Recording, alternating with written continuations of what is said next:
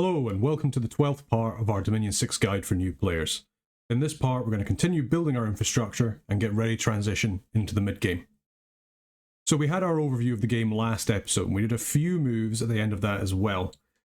Looking over the turn after coming back to it, we can see that we've got our magical gem income, our new fire and air gems, we've got plenty of earth gems stocked up, a little bit of death gems and obviously our nature gems that we're getting from Felden Forest as well. We're in a pretty good situation for our gem income.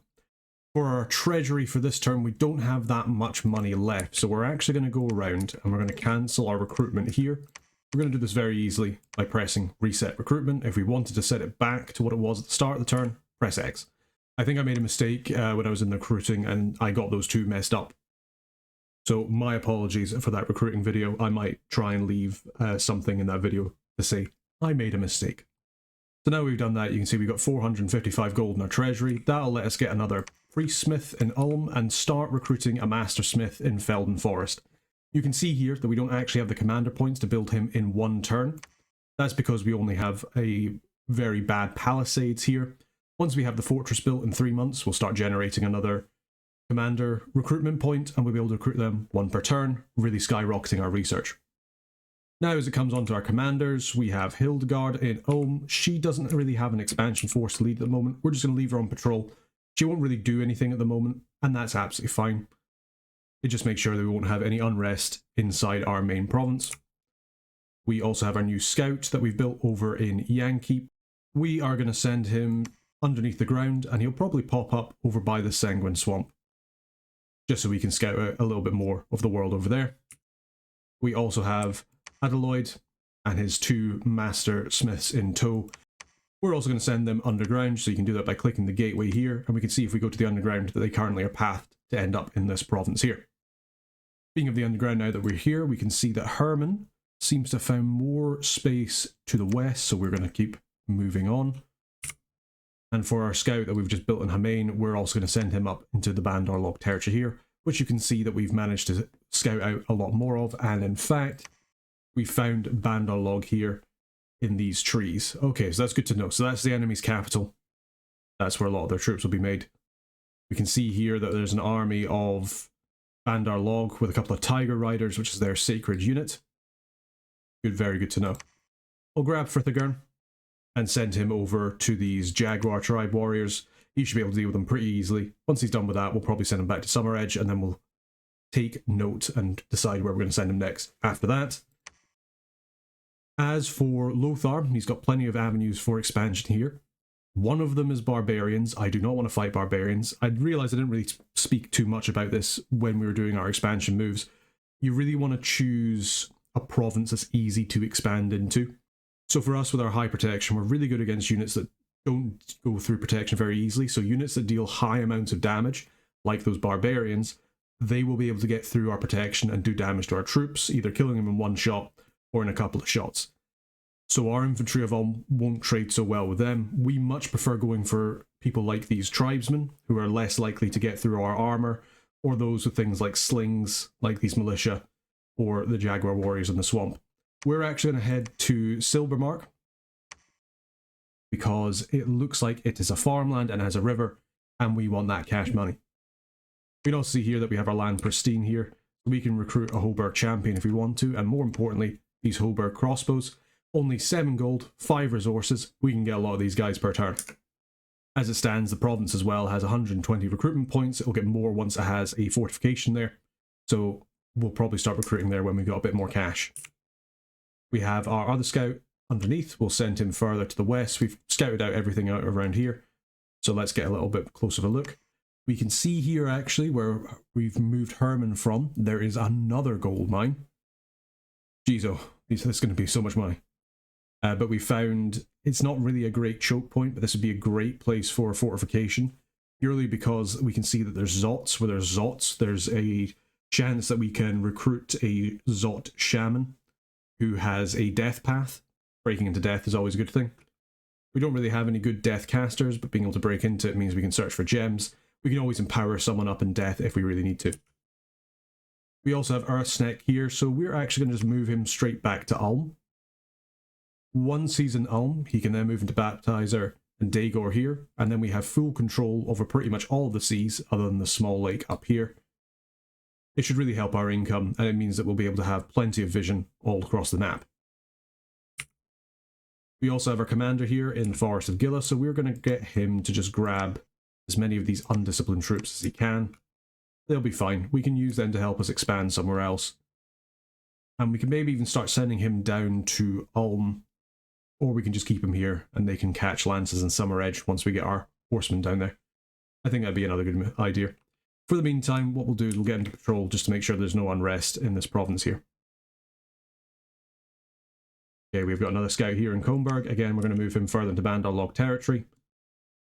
And we have our other scout here. Lots of scouts. This is really good. We're getting lots of knowledge surrounding Bandar Log. I'm still a little bit concerned that I haven't met this other pretender god nation. I'm sure we'll deal with it when we find them, and it'll be fine. That's another site with 4 death scales, though, where Pompeius is. I'm wondering if that Bandar Log is getting very unlucky with their sites. Although it does seem like there's an awful lot of death around here, especially where there's enemy dominion.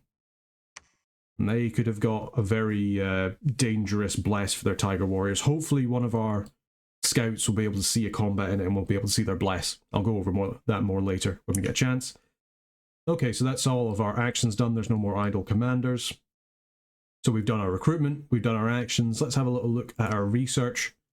So we're going to finish off construction level 2 this turn with a little bit more construction level 3. If we can get construction level 3, we can get Earthsneck to build us a dwarven hammer. So then we can start churning out those owl quills. We'll have to send back one of our air mastersmiths in order to do that, but that's absolutely fine. It'll be a couple of turns before that happens. Hopefully not too many with the amount of mage recruitment that we're currently doing. Okay, and with that, we are good to go. So this will be us coming on to spring, turn 13. Let's see what happens. So we can see here, Folk has found a magical site, a mineral cave, so that sounds like an earth site, and there was a battle in Silbermark with our prophet. Let's see how we do. So we see here, he's here with his lines, he's got his cavalry, we're facing off against what looks to be a Minotaur Lord. He will be quite scary. He could trample. So what trample means is you can trample any units that are smaller than you. He is currently size 4, so he can actually trample on top of our humans. He'll be a berserker as well. He could be pretty tough. Probably kill quite a few of us. And there seems to be a wizard as well. Okay, he's a glamour manipulator. He's got a bunch of gems and a toy sword. He might summon something and it could be a little bit screwy. There also looks like a fire wizard over here. Okay. This province might not be so easy to take. We'll be really relying on our cavalry here to make sure that we do all right. Fortunately, they just seem to be casting things like Iron Skin, nothing too important. Our troops are coming out. We're meeting with the front line here. Our horsemen, some of them have met with the militia here. Ah, there we go, we killed that Minotaur, and that squad has started to flee. We have one lone cavalryman. Surely he can take out that mage. You can see the mages here have also summoned some earth elementals. They could be quite bad. Wow, we only did 3 damage to that guy. I'm pretty sure he has really high protection because I think he cast Iron Skin. Yeah, it looks like he's got protection 13. And what is that? Liquid Body, so he is difficult to harm. That's a water spell that you can cast. Fortunately, the majority of the army has fled. But we may lose one of our Black Knights here as he fights that Earth Elemental and Wizard. No, he's alright. And we've killed the Earth Elemental. You can see that as you do damage to the Earth Elemental, it starts to reduce in size so you can trample less. Excellent. That was a pretty good battle. And we didn't actually lose anybody. For all that bigging up of that War Minotaur, he just got absolutely destroyed by our infantry of Ulm. Fantastic.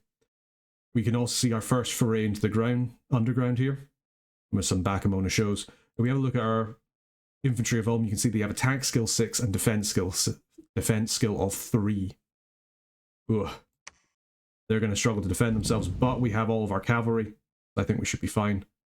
Casting Summon Earth Power, casting Personal Stone Skin. We're not really buffing any of our troops here. They do seem to have their own shaman who is casting Summon Skeletons, so we are going to be fighting some Long Dead. I'm not so worried about that, because our cavalry's going to come around here and they're going to absolutely wipe the floor with them. So if we want to, we can press and hold tab as well. And that should highlight any and all of our commanders. You can see there the highlights, the little squares. And with that, it looks like we've managed to rout the independent army, which is very good. These little backbone shows, they're similar to the Hoburgs in that they're size 2, so there's lots of them in a square. So you're going to be having a lot of attacks. You can see here that we've taken a little bit of a harass penalty. But fortunately, we do seem to be absolutely fine. And indeed, we've routed them, and we'll be getting a lot of kills. Have we taken any losses? We did lose 1 infantry of them. That's a shame, but in order to take that province, I think that's fine. And finally, there's a battle in the Oaklands, which again is our Black Lord and his retinue of mounted troops. They're animating a couple of trees, a couple of bushes. That's absolutely fine. Our cavalry are coming around the back, killing up all these slingers, fighting off some trees. Good stuff, boys. You've managed to rout them. We're going back the way. We'll probably start clashing onto their commander. And now we've killed their commander. That very large squad at the front has routed as well. Excellent. Good job, boys. So again, no casualties. We killed quite a lot of them there. Good job, boys. Unexpected event happened in Elkland. A handful of acorns. So we got another magical item coming out of Elkland. I believe that gives us lightning resistance, which is always nice. And we found a site in Monoboa, Mineral Cave, another 1 earth gem. So we're up to 7 earth gems a month now. That's pretty good. You know, you really can't complain about that. The fact that we're getting any kind of earth gems. And here we go. We've found Abyssia over in Godhaven. So they are underground by the looks of things. So we are going to be, in fact, there they are. There they are in Abyssia. Good to know. Herman, we want to come over here and learn a little bit more. You can see that they have heat 5. The Abyssians do love their heat scales. If they can, they'll take as much heat as possible. A lot of their stuff is centered around provinces with high heat. They have a heat aura around them, which exhausts units around them. They can be very scary in high heat. But we'll need to scout out, see how dangerous they are, and what we can do about them. As far as we are in Underhome, we've done really well. We've managed to take over this province here. This could potentially be another site of a fortification, or we might save it for the independence here and instead put it in the hole. As it comes to the hole, about 50 enemy units, a bunch of Berkride hunters and warriors. We may have a bit of trouble, but I'm feeling lucky, so let's do it. Send our scout further in. As it comes for Lars here, so for Lars, we'll get him to build a temple. So that means we can start recruiting our druids from here, should we wish, as well as any other kind of priests. We're going to get our air mage folk to go and search a Miradon. Very good. Pippin over here is also going to construct a temple. So that's this place pretty much done. This palisade will be done in 2 months. Very, very nice. As for Frithagern, we'll get him to move into Droigar this turn. He can start picking up some of those other mounted cavalry, and him and the commander in the Forest of Gillow will both take Summer Edge together. And this does lead us onto this throne here. So we will almost certainly need to get a fortress there just in order to protect ourselves. Okay, let's start cycling through our commanders. So we've got our scouts here. And we've got Lothar. There's about 100 lizard warriors there. I don't think his troops are good enough to quite be able to beat that. So instead we're going to move into the Sanguine Swamp. Kill these Jaguar tribes and come back out and conquer more territory for us. That is a really high population. 32,000 people. That's a high income as well. We are getting all of the high income provinces, kind of by design, in that we're mostly going for places with farmland. That's always really helpful. Let's keep cycling through our boys. So we've got our scout here. We'll send him further south just so we can see a little bit more. We'll site search with Conrad. We'll send our other scout over there. We'll start scouting out towards the Glowing Caverns. We don't know if there could be another province here in the Chiliad Caverns. And that is all of our moves. All of our actions are done. Excellent. So let's do our recruitment. We'll get 2 more priest smiths. We'll get a couple more cavalry. And just because we want to send Hildegard out soon, we are going to grab some more infantry. How many cavalry do I already have? I've got 5 cavalry. I've got a bunch of guardians. If we can just get a couple of infantry of we can get her to start moving out here and help us expand out over here. as it comes to Felden Forest here, now that we actually have the money, we'll just start getting some infantry of Ulm here as well. Somebody can pick up we can get another commander here. You can start picking people up. They'll be able to come and help with a different battle that's going on. We got our Master Smith coming out next turn for this province, which is excellent. As it stands, we'll recruit another commander here. We'll get, sorry, not heavy infantry. We'll get a couple more crossbowmen over here. We might see if we can get a couple more cavalrymen now that we have the gold. And we'll get another commander here. This is just heavy infantry. We'll get some more of these guys with their spear. It's never bad to just have a bunch of random troops. They're not that expensive in terms of the upkeep. You can see that out of our income of 3,608, we're only spending 482 in total on unit upkeep.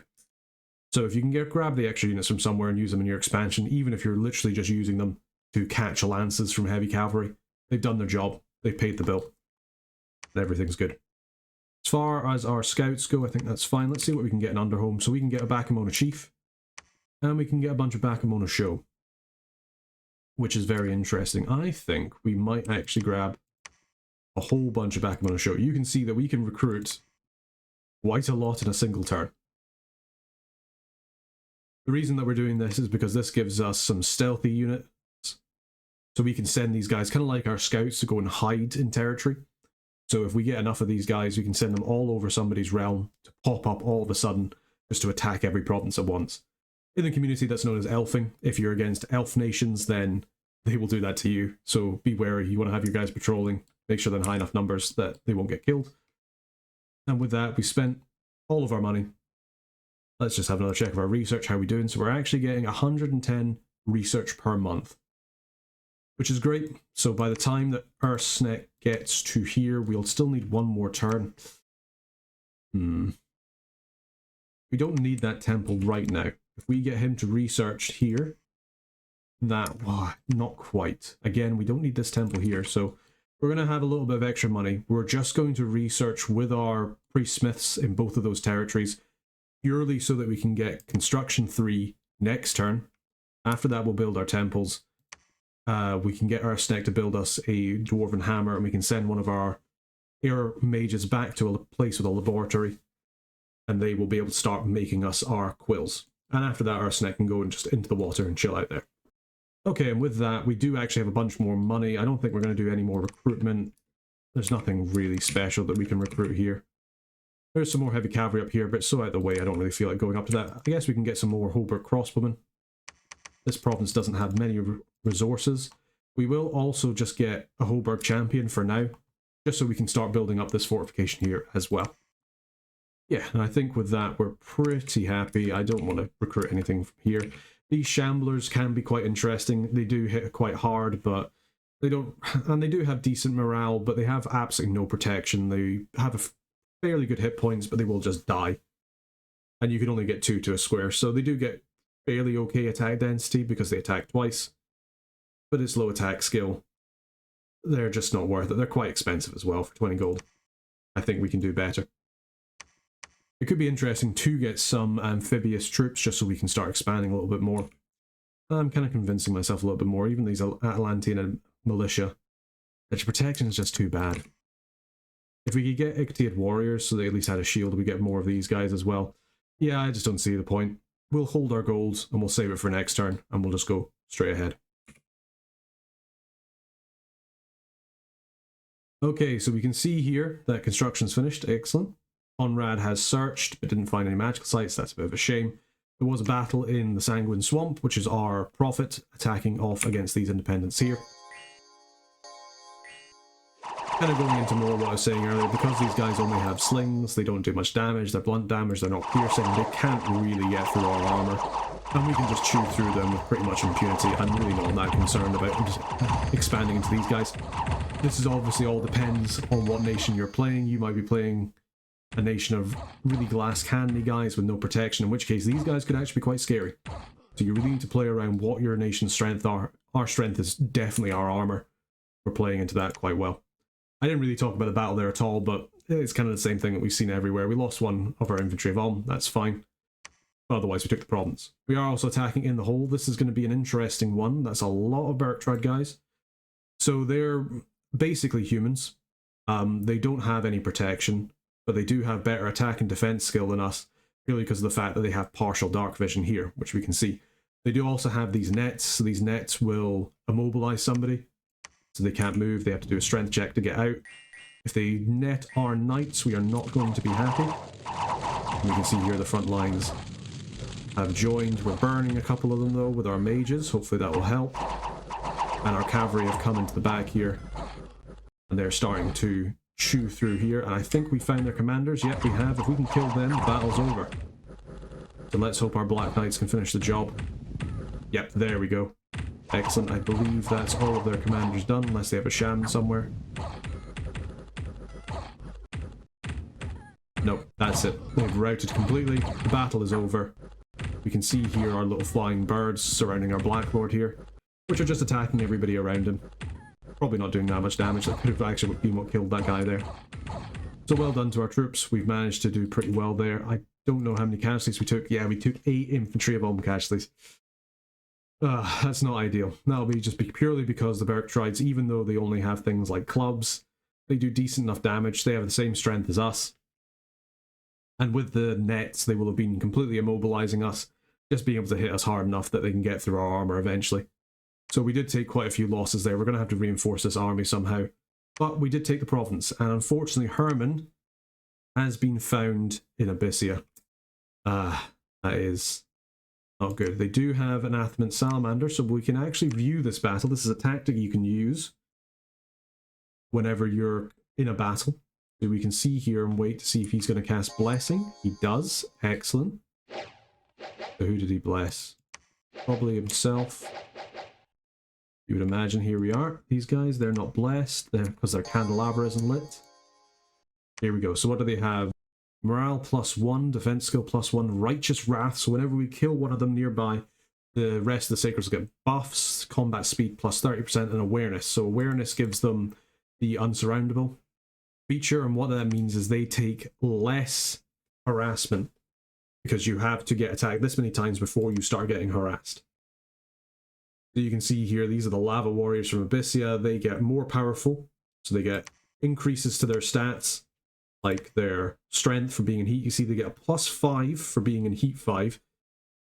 You can see here as well that they're also getting an increase to their attack skill and also their defense skills. So fighting these guys in heat is quite scary. They have 2 Morning Stars, they do quite a lot of damage, and it seems they're also Berserker, which isn't coming from the Sacred, that's just from the chassis. So we have berserking, dual-wielding fire warriors, which also are giving off a heat aura. So in these provinces with heat 5, these guys will be very scary. We can see Herman here is just going to get killed. Unfortunate. But that's the way it goes. Our first commander loss of the campaign. Oh well, that was a pretty good turn. You can see we have a boatload of money. We're going to continue up with our expansion and making sure that we have all of our infrastructure up in place. We're going to be having our first palisades being upgraded here. The fortress in the Fortress of Gila is nearly done. We're building up our one in Eklund. That'll be done in 2 months. We're going to start building another one in the Land of Pristine. We're really going to be expanding our holdings. We've also managed to scout out Abyssia, who seem to be currently locked underground, but until we can get a scout past them, we won't be able to see what they're up to. And we can see we also have an arena. This is another province. Great income province. I mean, 105 income from a swamp is incredible. This will be a good place for us to search as well to see what we can find. Overall, I'm feeling pretty good about how things are going. But with that, I think we'll call this episode a day. So thank you very much for watching, and until next time, take care.